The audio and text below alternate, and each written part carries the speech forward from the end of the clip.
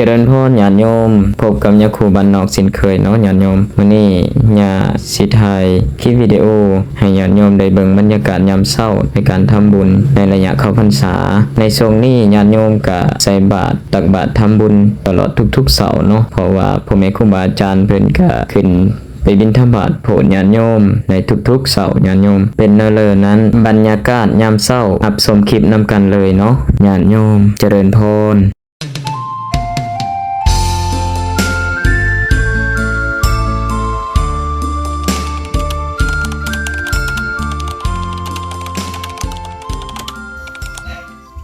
บรรยากาศที่วัดประธานนังลาวพรหมรามก่อนจะออกบิณฑบาต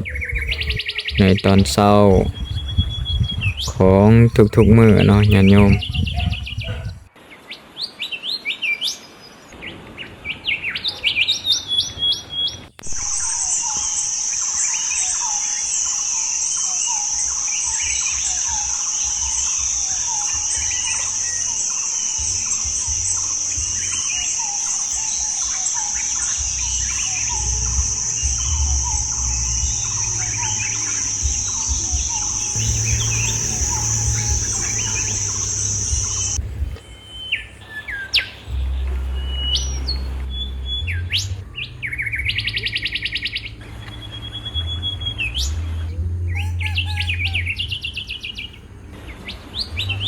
สุขีทิคายุโกภวะอภิวาท